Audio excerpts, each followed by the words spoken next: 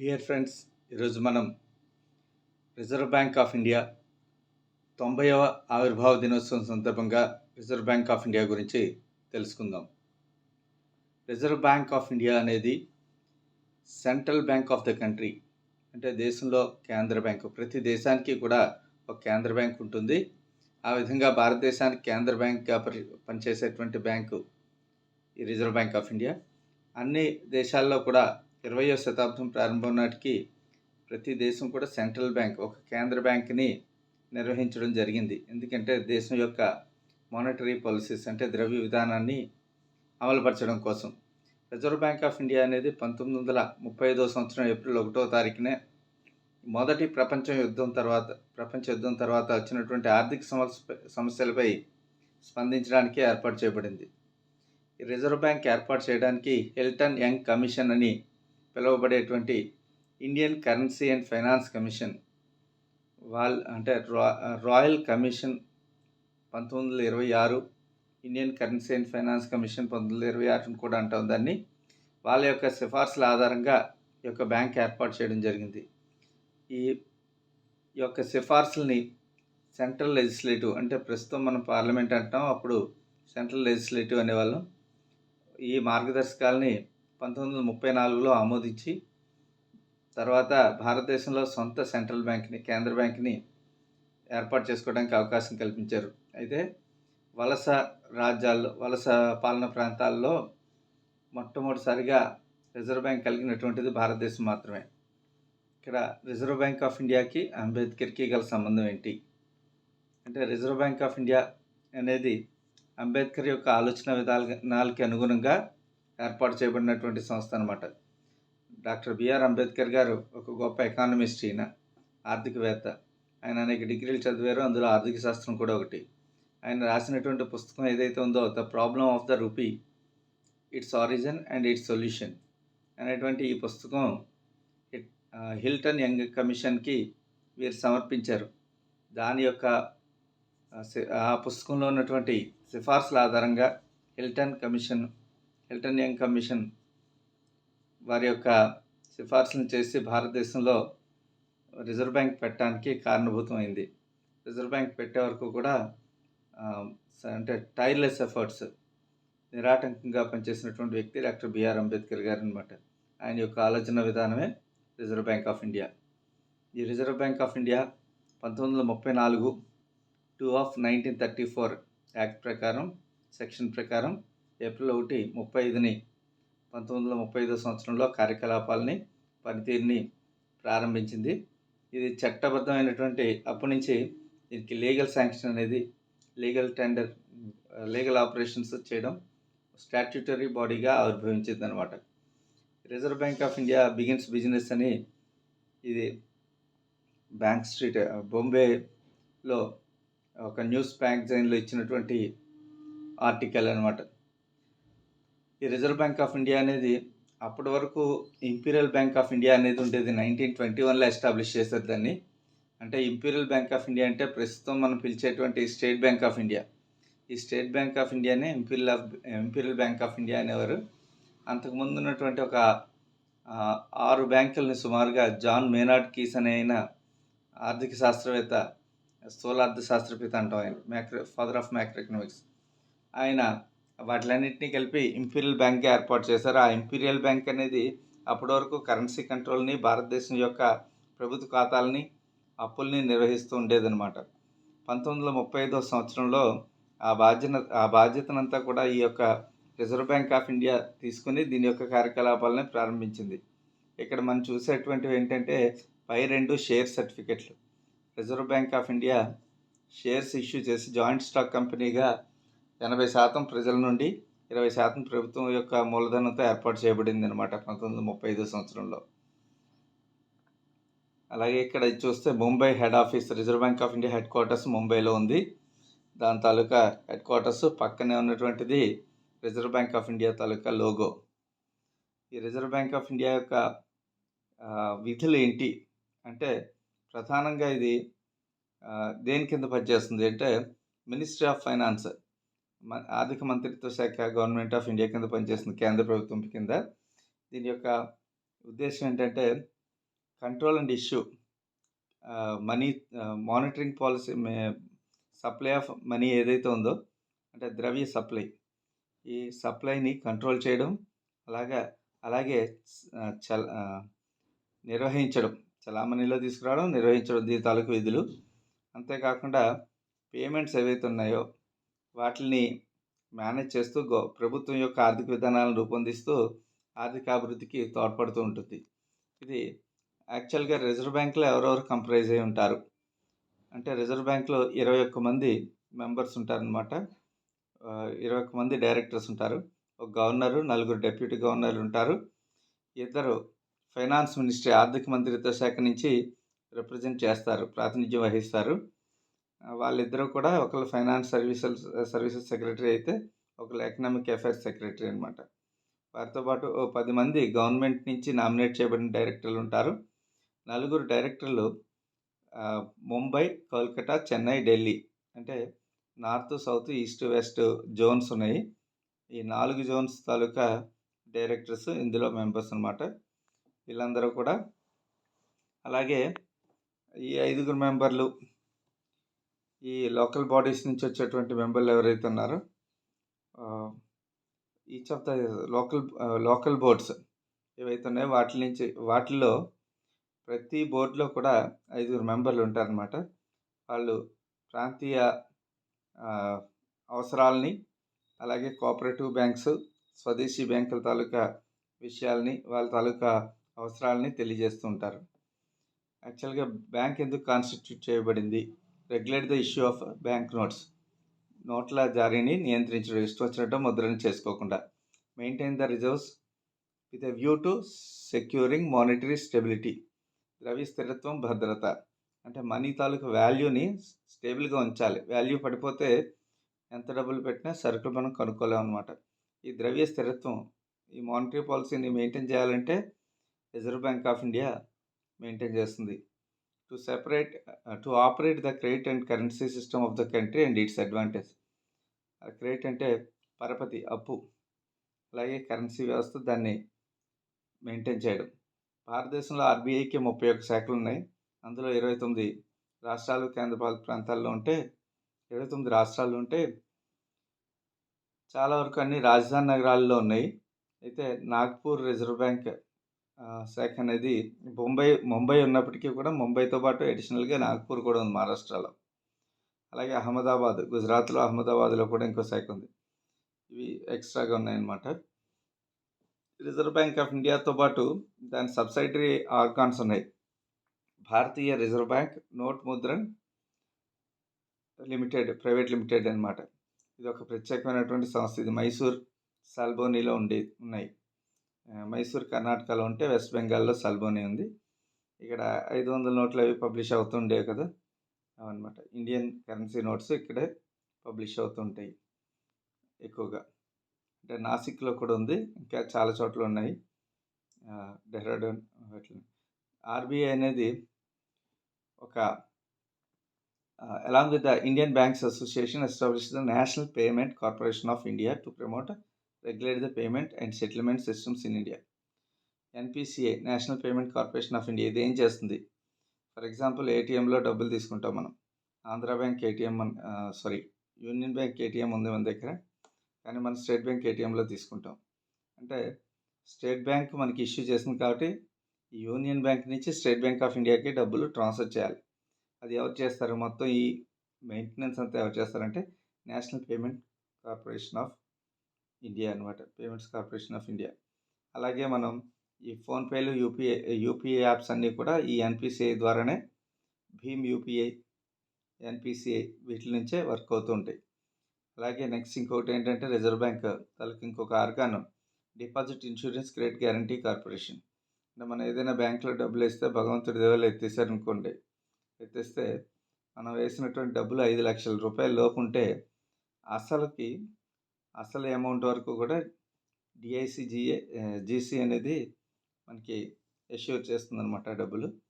కాబట్టి భారతదేశంలో అంటే అది నేషనలైజ్డ్ బ్యాంక్ అయినా, కోఆపరేటివ్ బ్యాంక్ అయినా, ప్రైవేట్ బ్యాంక్ అయినా, ఈ రెండు కూడా రిజర్వ్ బ్యాంక్ కంట్రోల్లో ఉంటాయి. అలాగే ఇక్కడ స్వతంత్ర రాకముందు అంటే వచ్చే వరకు కూడా కలకత్తా, ముంబై, మద్రాస్ అంటే చెన్నై, బొంబాయి అంటే ముంబై, కోల్కతా, ముంబై, మద్రాస్ అంటే చెన్నై, రంగూన్ అంటే యంగూన్ ఇప్పుడు బర్మా క్యాపిటల్, కరాచీ, లాహోర్ ఏమో పాకిస్తాన్లో ఉన్నాయి, కాన్పూర్, ఈ వీటిలన్నింటిలో కూడా కరెన్సీ ఆఫీసెస్ ఉన్నాయన్నమాట. ఇష్యూ డిపార్ట్మెంట్ ఉన్నాయి అక్కడ. కరెన్సీ ఇష్యూ డిపార్ట్మెంట్ యొక్క బ్రాంచెస్ ఉన్నాయి. అయితే కలకత్తా, ముంబై, ఢిల్లీ, మద్రాసుల్లో, రంగూన్లో ఈ బ్యాంక్ తాలూకా బ్రాంచ్ ఆఫీసులు ఏర్పాటు చేయడం జరిగింది.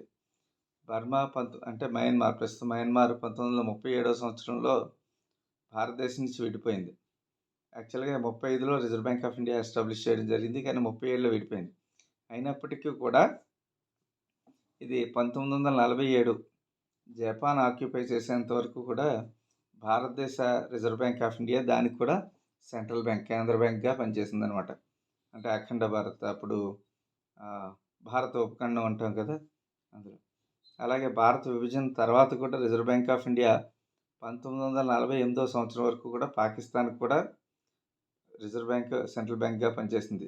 స్టేట్ బ్యాంక్ ఆఫ్ పాకిస్తాన్ అనేది వాళ్ళ సెంట్రల్ బ్యాంక్, వాళ్ళు పెట్టుకునే వరకు కూడా రిజర్వ్ బ్యాంకే ఆ విధులు కూడా నిర్వర్తించింది. అయితే ఈ వాటాదారుల షేర్ హోల్డర్స్ బ్యాంక్గా, జాయింట్ స్టాక్ కంపెనీగా ఏర్పాటు చేయబడిన ఈ బ్యాంకు 1949లో జనవరి 1 నేషనలైజ్ చేశారనమాట. అప్పటి వరకు ప్రైవేట్ మూలధనం ఉండేది, పబ్లిక్ మూలధనం కూడా ఉండేది, 20% గవర్నమెంట్ షేర్ ఉండేది. కానీ 1949 తర్వాత 1949 జనవరి 1 నుండి పూర్తిగా కేంద్ర ప్రభుత్వానికి షేర్లన్నీ బదిలీ చేయడం జరిగింది. మిగిలిన వాళ్ళందరికీ తగిన పరిహారం చెల్లించడం జరిగింది. 1943 నుంచి 49 వరకు ఉన్నటువంటి ఈయన పేరు సిడి దేశ్ముఖ్, చింతామన్ దామోదర్ దేశ్ముఖ్ అనుకుంటా, చింతామన్ సిడి దేశ్ముఖ్. అయితే ఈయన ఎవరంటే దుర్గాబాయి దేశ్ముఖ్ వాళ్ళ హస్బెండ్. ఈయన 1949 నుంచి సుమారు 43 నుంచి 49 వరకు, అలాగే 49 నుంచి కూడా కొంతకాలం పనిచేసిన తర్వాత ఈయన భారతదేశ మొట్టమొదటి ఆర్థిక శాఖ మంత్రిగా సిడి దేశ్ముఖ్ గారు నియమితులయ్యారు. తర్వాత అయితే ఆర్బీఐ తాలూకా లోగో ఏంటి అంటే, మొట్టమొదటి ఆర్బీఐ లోగో ఏంటంటే పామ్ ట్రీ అంటే తాటి చెట్టు, ఆ పక్కన ఉండేటువంటి సింహం అన్నమాట. ఈ రకంగా ఉండేది. మొహర్ అనేది అప్పుడు కరెన్సీ, 2 మొహర్స్, సింగిల్ మొహర్ మీద ఈ సింహం బొమ్మ, తాటి చెట్టు బొమ్మ ఉండేది అనమాట. అయితే భారతదేశ నేషనల్ యానిమల్ పులి కింద మార్చిన తర్వాత లోగోలో సింహం బదులు పులి వచ్చిందనమాట. ఎడం చేతి వైపు ఉన్న లోగో టాప్లో కొత్తది, కుడి చేతి వైపు ఉన్నది పాతది. అలాగే 1950 సంవత్సరం తర్వాత భారత ప్రభుత్వం మొట్టమొదటి ప్రధాని అంటే 1950 నుంచి ఇప్పటి వరకు ఇంచుమించుగా రిజర్వ్ బ్యాంక్ తాలూకా ఇంపార్టెన్స్ ఏంటి అనేది సింపుల్గా చెప్పుకుందాం. 50లో భారత ప్రభుత్వం మొట్టమొదటి ప్రధానమంత్రి జవహర్లాల్ నెహ్రూ గారి ఆధ్వర్యంలో వ్యవసాయ రంగంపై దృష్టి సారించి ప్లాన్డ్ ఎకానమీ, ప్రణాళికాబద్ధమైన ఆర్థిక విధానం కావాలనుకుని ఉద్దేశంతో దానికోసమని ఈ బ్యాంకింగ్ రెగ్యులేషన్ యాక్ట్ అని ఒక యాక్ట్ని తీసుకొచ్చారు.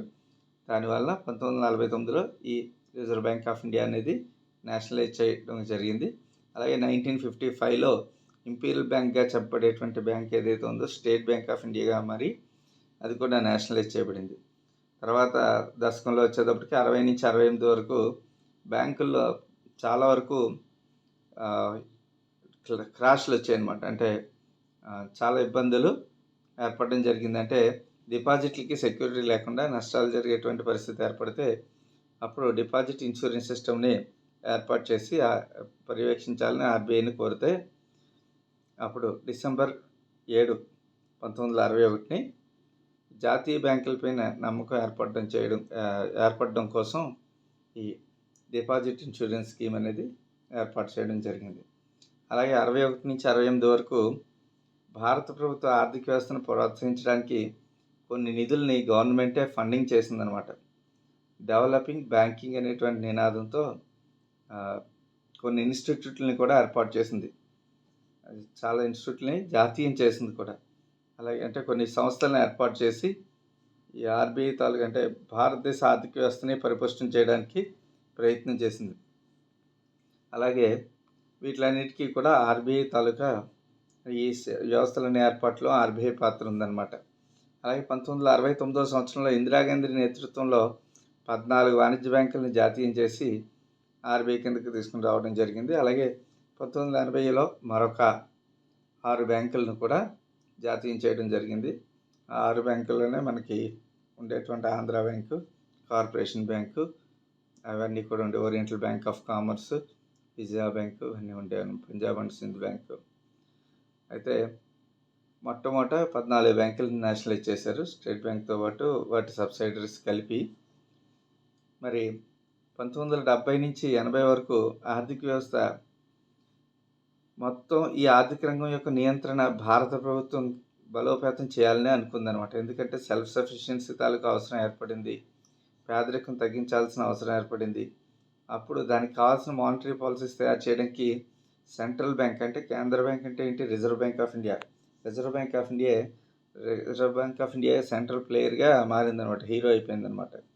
అలాగే వడ్డీ రేట్లు, క్యాష్ రిజర్వ్ నిష్పత్తి అంటే బ్యాంకుల తాలూకా రిజర్వ్స్ ఎంత రిజర్వ్ బ్యాంక్ దగ్గర ఉండాలి అనేటువంటి వివిధ రకాలైనటువంటి విధానాల్లో మార్పులు అవి తీసుకుని రావడం అది జరిగింది. మరి 85 నుంచి 89 వరకు కూడా ఆర్థిక వ్యవస్థలో బోల్డన్ని కమిటీలు ఏర్పాటు చేసి ఆ కమిటీల తాలూకా రిపోర్ట్లని ఆధారంగా చేసుకుని చాలా ఇన్స్టిట్యూట్లను ఏర్పాటు చేయడం జరిగింది. అందులో board for industrial and financial reconstruction అనేటువంటిది ఇందిరాగాంధీ గారు ఏర్పాటు చేశారు. అలాగే institute of development research, security and exchange board of India ఇవన్నీ కూడా తీసుకొచ్చారు. ఎందుకంటే సెక్యూరిటీ అండ్ ఎక్స్చేంజ్ బోర్డు ప్రభావవంతమైన మార్కెట్లు మరియు పెట్టుబడిదారుల ప్రయోజనాల పరిరక్షణ కోసం మెరుగైన పద్ధతులను ప్రతిపాదించింది. ఎందుకంటే ఇండస్ట్రియల్ పెరిగితే కానీ సెకండరీ సెక్టర్ గ్రోత్ ఉంటే కానీ మనకి డెవలప్మెంట్ అనేది ఉండదు. కాబట్టి దాంట్లో పెట్టుబడులు పెట్టాలంటే తగిన సెక్యూరిటీ కల్పించాలి. కాబట్టి వీటిలన్నింటినీ ప్రభుత్వం పర్యవేక్షించాలి. ప్రభుత్వం ఎవరు పర్యవేక్షిస్తారు? రిజర్వ్ బ్యాంక్ ఆఫ్ ఇండియా పర్యవేక్షణలో ఉండేలా చేయడం జరిగిందనమాట. అలాగే జూలై 1991లో భారత్ విలువ US డాలర్తో పోలిస్తే దాదాపు 18% వరకు తగ్గిపోయింది. అలాంటి పరిస్థితిలో నరసింహన్ కమిటీ తాలూకా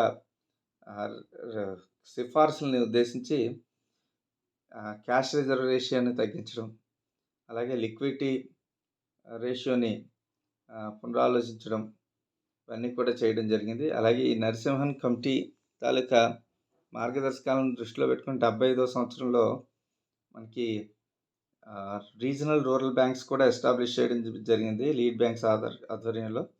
అలాగే ప్రైవేట్ బ్యాంక్స్కి గ్రీన్ సిగ్నల్ ఇవ్వడం అనేది 93 నుంచి ప్రారంభమైందనమాట. దానివలన మనకి అనేక ప్రైవేట్ బ్యాంకులు ఉన్నాయి ఈరోజు. ఇదివరకు ఒకప్పుడు ICICI, IDBIలు రిజర్వ్ బ్యాంక్ తాలూకా స్పెషల్ ఆర్గాన్స్, కాకపోతే యూనిట్ ట్రస్ట్ ఆఫ్ ఇండియా ఇవన్నీ రిజర్వ్ బ్యాంక్ తాలూకా ఆర్గాన్స్ అనమాట. అలా గ్రాడ్యువల్గా unit trust of India axis bank అయింది, ICICI, IDBIలు ప్రైవేట్ బ్యాంకులుగా మారిపోయాయి. అలాగే సెంట్రల్ బ్యాంక్ నోట్లను ఉత్పత్తి చేయడానికి ఫిబ్రవరి 3, 1995ని బ్యాంక్ నోట్ ముద్రణ ప్రైవేట్ లిమిటెడ్ అనేటువంటి యాన్సిలరీ ఆర్గనైజేషన్ని ఏర్పాటు చేసింది, ఎఫిలియేటెడ్ ఆర్గనైజేషన్. అలాగే national stock exchange of India అనమాట, NSE అంటాం. నిఫ్టీ, NSE ఇవన్నీ కూడా మన స్టాక్ మార్కెట్లో వింటుంటాం. అప్పుడులో వచ్చినటువంటి ఈ హర్షద్ మెహతా స్కామ్ తర్వాత ఈ NSEని పరిపుష్టం చేసి RBIని జాతీకరించినటువంటి బ్యాంకుల తాలూకా బ్యాంకులు వాటి యొక్క మూలధన స్థావరాన్ని బలోపేతం చేయడానికి, క్యాపిటల్ మార్కెట్తో పరస్పర చర్యలు చేయడానికి కూడా, అంటే ఈక్విటీ షేర్స్లోకి రావడానికి కూడా అనుమతి ఇవ్వడం అనేది జరిగిందనమాట. అలాగే ఫారిన్ ఎక్స్చేంజ్ మేనేజ్మెంట్ యాక్ట్ 1999లో 1999 అనేది బిల్ పెడితే జూన్ 2000 అమల్లోకి వచ్చింది. అది యాక్సెప్ట్ అయింది. ఇది 2004, 2005లో నేషనల్ ఎలక్ట్రానిక్ ఫండ్ ట్రాన్స్ఫర్ అంటే నెఫ్ట్. మనం ఇప్పుడు ఈ ఊరు నుంచి వేరే ఊర్లో ఉన్నా సరే నెఫ్ట్ ద్వారా డబ్బులు పంపిస్తుంటాం కదా. ఈ నేషనల్ ఎలక్ట్రానిక్ ఫండ్ ట్రాన్స్ఫర్ అనేది మెరుగుపరచడం జరిగింది. దానిలో భాగంగానే కంప్యూటరైజేషన్, ఇంటర్నెట్ ప్రొవైడ్ చేసి ప్రతి బ్యాంక్ని కూడా ఆర్టీజీఎస్, ఎన్ఎఫ్టీ ఇవన్నీ కూడా తీసుకొని వచ్చారనమాట. అలాగే Security Printing and Minting Corporation of India లిమిటెడ్లో 9 సంస్థలు విలీనం చేసి 2006 సంవత్సరంలో స్థాపించారు దాన్ని. అలాగే బ్యాంక్ నోట్లు మరియు నాణాలని ఉత్పత్తి చేయడం కోసం దీన్ని ఏర్పాటు చేశారనమాట. ఇది కూడా చాలా ప్లేసుల్లో ఉంది. ఇది reserve Bank of 1 rupee note. ఇది మాత్రం reserve Bank of India issue చేయదు, మినిస్ట్రీ ఆఫ్ ఫైనాన్స్ వాళ్ళు ఇష్యూ చేస్తారు. ఇందు మీద మినిస్ట్రీ ఆఫ్ ఫైనాన్స్ సెక్రటరీ సంతకం ఉంటుంది. అయితే ఈ పక్కన ఉన్నది Reserve Bank of India dog security. అలాగే Reserve Bank of India Hyderabad బ్రాంచ్ని మనం చూడొచ్చు. అలాగే ఇక్కడ కొత్త నోట్లు, అలాగే నేషనలైజ్ చేయబడినటువంటి బ్యాంక్స్ 80లో ఏంటి, 69లో ఏంటి అనేవి ఇక్కడ చూడొచ్చు. ఇవన్నీ నేషనలైజ్డ్ బ్యాంక్స్ తాలూకా లిస్టు. ఇందులో కొన్ని బ్యాంక్స్ కలిసిపోవడం వల్ల ఇవన్నీ మాయమైపోయాయి. ఇక్కడ ఒక పిక్చర్లో స్టాంప్ ఉంది రిజర్వ్ బ్యాంక్ ఆఫ్ ఇండియాది, 5 రూపీస్ స్టాంపు. అలాగే ఇంకో పక్కన శక్తికాంత్ దాస్ మన ప్రస్తుత Reserve Bank of India governor. ఇవన్నీ కూడా పాత నోట్లు, 10 రూపీసు, 50 రూపీసు, కింద లైన్లో 5 రూపీసు, 100 రూపీసు, ఈ 1 రూపీ స్టాండర్డ్ కరెన్సీ. ఈ కొత్త నోట్స్ ఇవన్నీ కూడా ఈ క్యాన్సిల్ చేసినటువంటి నోట్స్, బ్యాన్ చేసినటువంటి నోట్స్, ఇవి వాటి ప్లేస్లో కొత్తగా వచ్చినటువంటి నోట్స్. అలాగే 1938లో మొదటిసారిగా 10 రూపాయలు వేయటం జరిగింది. ఈ 2 రూపాయలు మా చిన్నప్పుడు ఉండేటువంటివి 2 కూడా. అలాగే ఇవన్నీ పాత నోట్లు, మేము వాడిన నోట్లు. Okay, thank you very